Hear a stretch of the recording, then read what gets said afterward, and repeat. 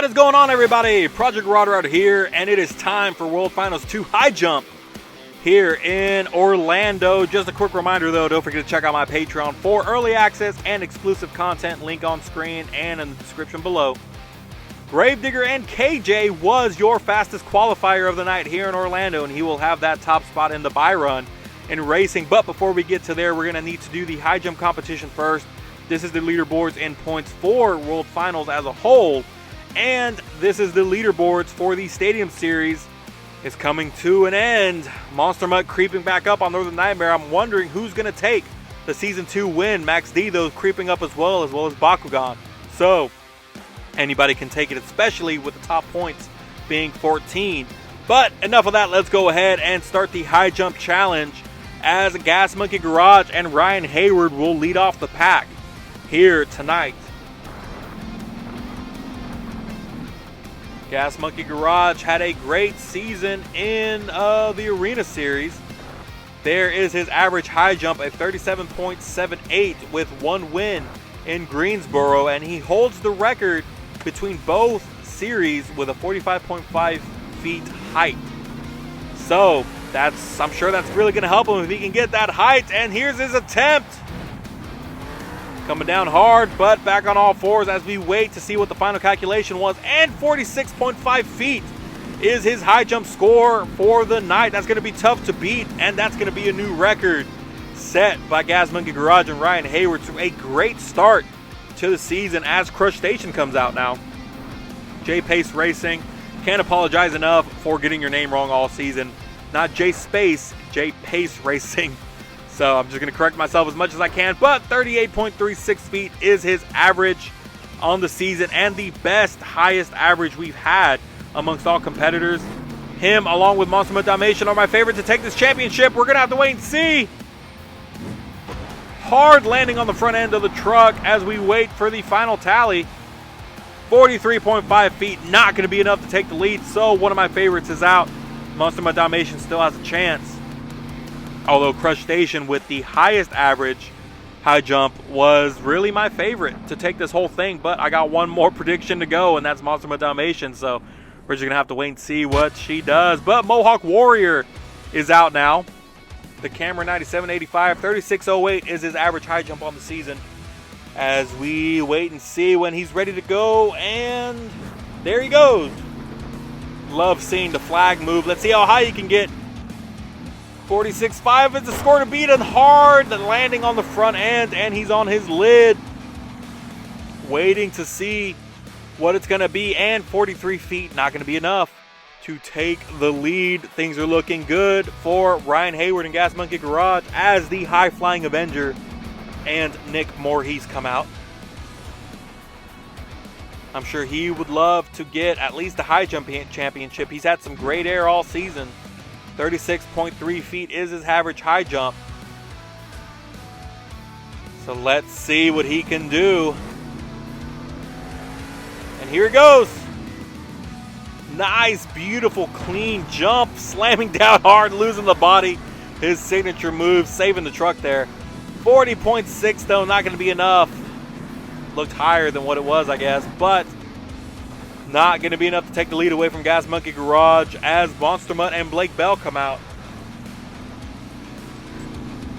And not how funny, but how funny would it be if Ryan Hayward's old truck were the one to take him out of the lead. That'd be very interesting to see. 35.6 is Blake Bell's average for high jump this season. Can he take out Ryan Hayward and Gas Monkey Garage? Let's see. I don't think that's going to be enough. It looked like it's not going to be as high, but let's see what the final count is. A 36.4 for Monster Mutt, so about 10 feet less than Gas Monkey. He's still holding the lead as Zombie and Flames Plays comes out. Gas Monkey Garage and Ryan Hayward, I'm sure he's in a really good spot right now. He's happy with what he's seeing so far. 35.64 is his average high jump for the season. See what he can do. Oh, that looked like it hit kind of awkwardly. Not sure I don't think it's going to be enough.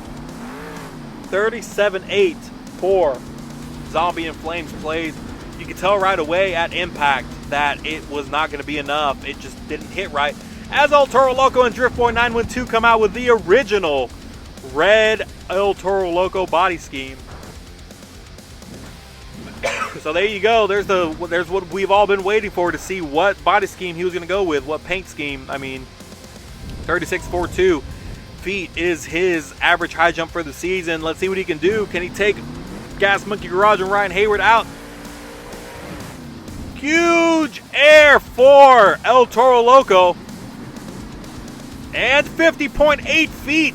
We have a new leader in Drift Boy 912 and a new high jump record. Some of the highest jump air we've seen all season, especially in the competition.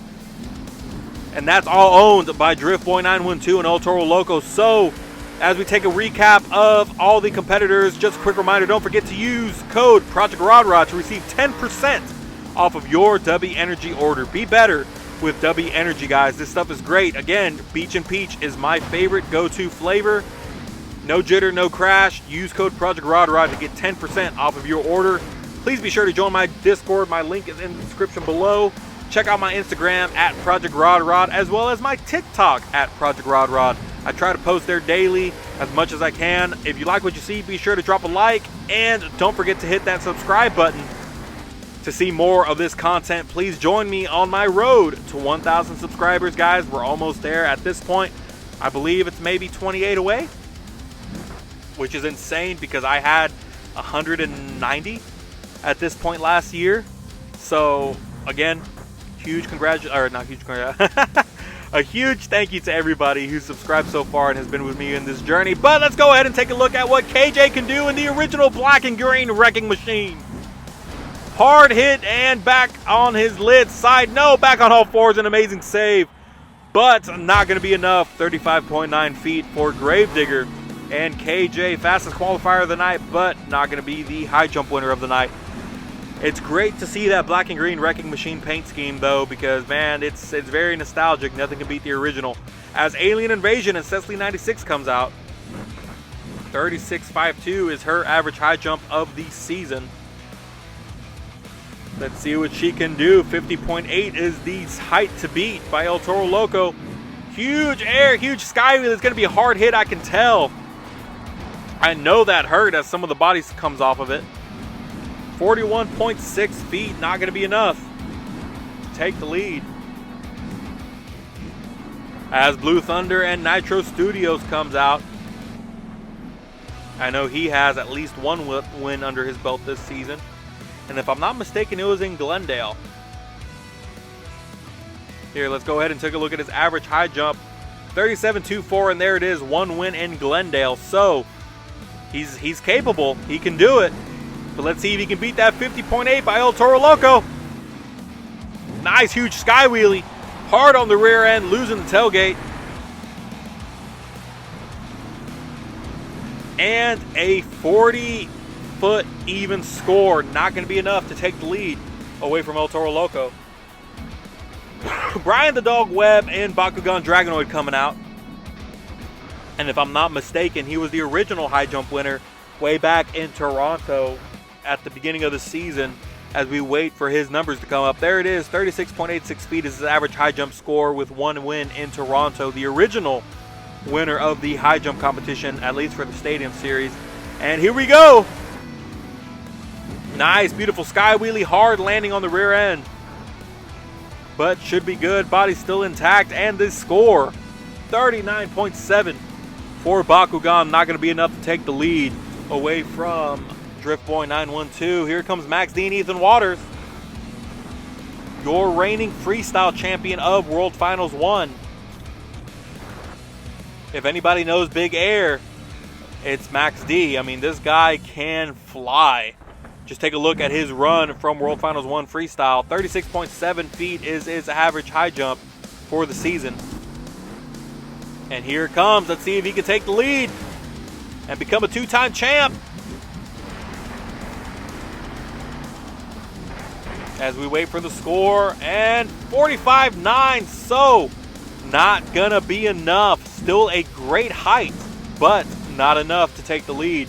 As we have 2 more left, Mutt Dalmatian and April Summers, I said already, she is one of my favorites to take this, as she has had 2 wins on the season. This girl can fly it high as well. Here are her numbers: 37.78 feet and 2 wins, 1 in Anaheim and 1 in Detroit, her hometown of Detroit. She got the high jump win there. Last stop of the season. Let's see what she can do. Oh, going too far back. No, she's able to get it back on all 4s, but it was a hard landing on the back end. 47.7 feet, almost 3 feet away. Well, 3.1 feet away from tying with El Toro Loco. So there's one man, one truck that stands in the way of El Toro Loco getting his first ever world championship, and that is Northern Nightmare. 1 win in Indianapolis. Average high score is 36.76. Let's see who's going to be our new high jump champion. Losing the tailgate, saving the truck as we wait for the height. And 42.3 feet, not going to be enough. That means El Toro Loco and Driftboy 912 is your World Finals 2 high jump champion. Huge congratulations to him, breaking records and getting a championship. There is your leaderboards. As you can see, Dalmatian was second, so my prediction was almost right, but El Toro Loco getting that win. Huge congratulations to him as we crown our first winner of the night. 3 more to go, but before then, let's take a look at Monster Rottweiler and Undead Elkins coming out for a quick encore. He was 5th place in the Arena Series, if I'm not mistaken. I know last season he was 2nd, or at least when, what was it? He had 86 points, by the way. before I get sidetracked.